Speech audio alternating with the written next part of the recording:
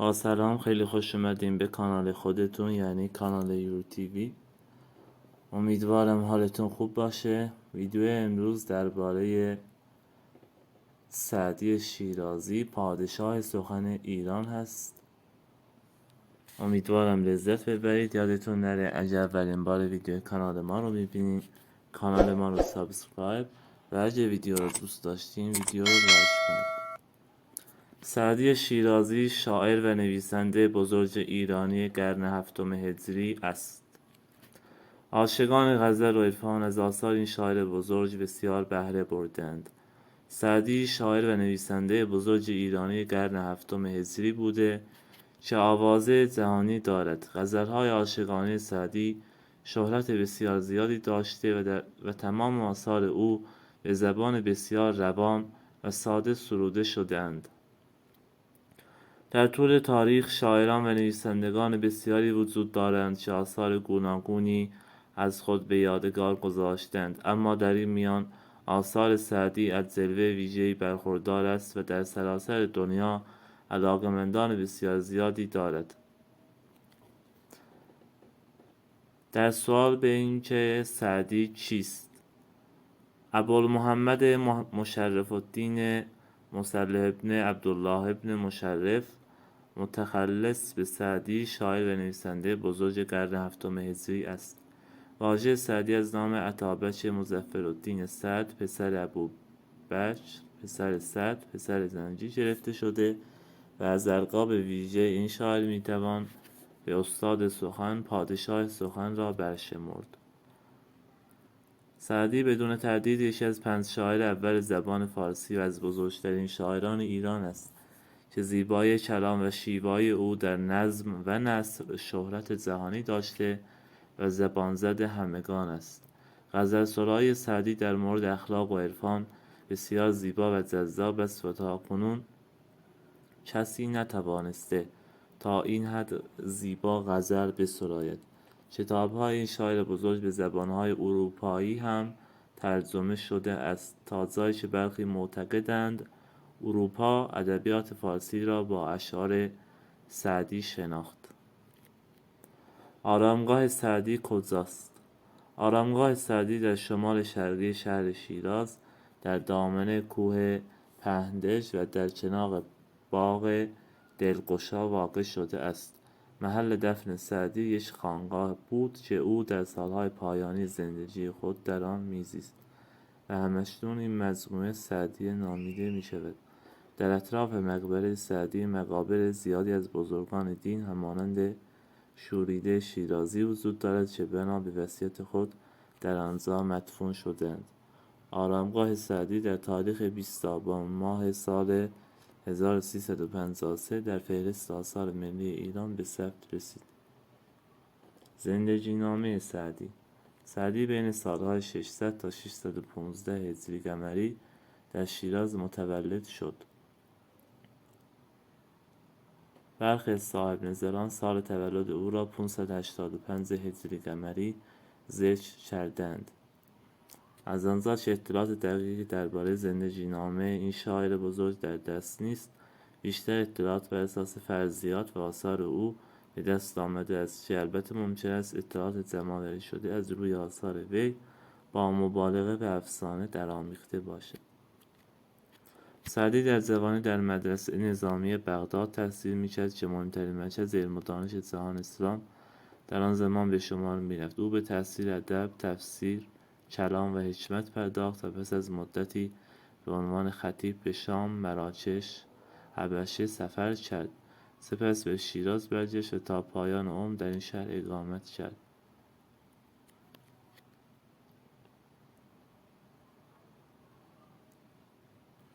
استاد سخن در سال 655 هجری قمری سعدی نامه یا بوستان را به نظم درآورد و 1 سال پس از آن، یعنی در سال 656 هجری قمری، گلستان را تعریف کرد. فاصله اندک میان نگارش بوستان و گلستان نشان از تبحر، فرهنگ و ادب بسیار بالای این شاعر بزرگ دارد. او علاوه بر بوستان و گلستان قصاید، غزلیات، قطعات، رباعیات و مقالات بسیاری نگاشت که همگی در کتاب کلیات سعدی جمع‌آوری شده‌اند. سعدی بین سالهای 690 تا 694 هجری قمری در شیراز درگذشت و آرامگاه او همشتون در شهر شیراز به سعدی معروف است. آثار سعدی: همه آثار سعدی که شامل شعر و نثر می شود در کتابی به نام کلیات سعدی جمع‌آوری شده است، اما در این میان دو اثر او به نام‌های بوستان و گلستان در دو کتاب مستقل آمدند. بوستان به نظم، گلستان به نظم و نثر تألیف شدند. این دو اثر همچون دیگر آثار سعدی بسیار روام و ساده نوشته شده و نکات دستوری در آثار رو به صحیح‌ترین شکل ممکن رعایت شده است. بوستان یا سعدی نامه: بوستان اولین اثر سعدی است که تألیف آن در سال 655 هجری قمری به پایان رسید. این کتاب یکی از شاهکارهای ادب فارسی به شمار می رود. در نسخه‌های قدیمی سعدی نامه نامیده می شد، اما بعدها به بوستان تغییر یافت. سعدی بوستان را طی سفرهای خود سرود و پس از بازگشت به وطن آن را در اختیار دوستانش قرار داد. بوستان به نظم نوشته شده و حدوداً 4000 بیت شعر را شامل می شود. بوستان کتابی بر پایه اخلاق، تربیت، سیاست و اجتماع بوده و قالب شعر آن نیز مثنوی است. کتاب بوستان با یک مقدمه تقریباً طولانی آغاز شامل 10 فصل به نام‌های عدل، احسان، عشق، تواضع، رضا، ذکر، تربیت، شکر، توبه و مناجات و ختم کتاب می شود. گلستان یکی از تاثیرگذارترین کتاب‌های نثر در ادبیات فارسی را میتوان گلستان دانست. سعدی این کتاب را در سال 656 هجری قمری، یعنی 1 سال پس از نگارش بوستان، به تألیف درآورد. گلستان به نثر آهنگین و آمیخته با نظم نوشته شده و شامل 8 فصل به نام‌های سیرت پادشاهان، اخلاق درویشان، فضیلت، قناعت، فواید خاموشی، عشق جوانی، ضعف و پیری، تأثیر تربیت و آداب صحبت است. سعدی در این کتاب از پرداختن به تاریخ نگاری و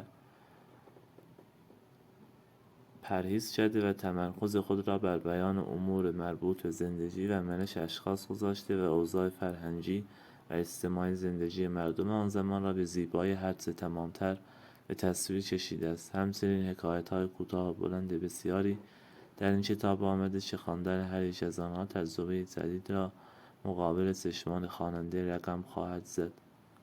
شیوه نگارش گلستان بر زبان عامیانه و ساده است و در آن از کلمات پیچیده و دشوار حذف شده است. از این رو فهم اکثر قسمت‌های آن به سادگی میسر است.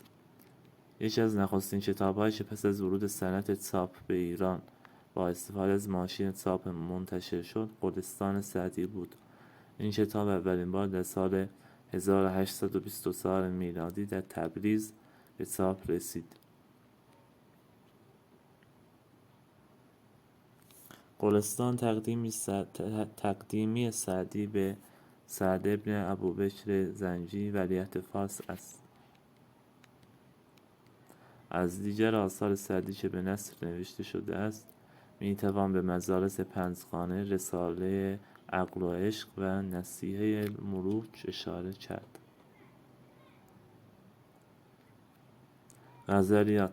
غزلیات سعدی به مجموعه شعرهای گفته می شود که سعدی در قالب غزل سرود. سعدی حدود 700 غزل دارد که در آنها به زبان سنایی و انوری توجه ویژه‌ای داشته است. بیشتر غزل‌های سعدی بر پایه عشق سروده شده و برخلاف اشعار اغلب شاعران، غزل‌های عاشقانه سعدی تا پایان عاشقانه باقی می‌ماند. سعدی علاوه بر غزل‌های عاشقانه، غزل‌های عارفانه و پندآموز زیادی هم سروده است که بسیار زیبا و کامل تأمل هستند.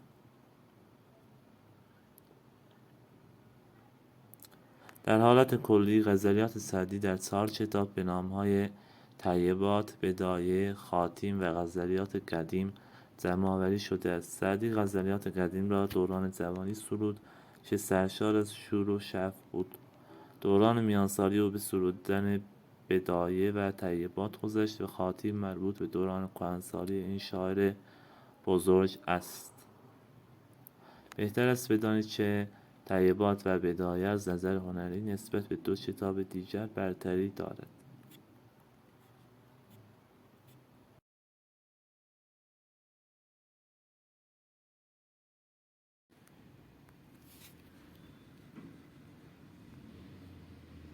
خب در این ویدیو به خلاصه ای از مهمترین وقایع زندگی سعدی و معرفی آثار او پرداختیم. اگر شما به آثار این شاعر گرانقدر علاقه‌مند هستید یا در خصوص زندگی نامه او اطلاعاتی دارید، نظرات خودتون رو در بخش کامنت ها برامون بگذارید. ممنون از تماشای شما. اگر از ویدیو خوشتون اومد لایک یادتون نره و همچنین سابسکرایب.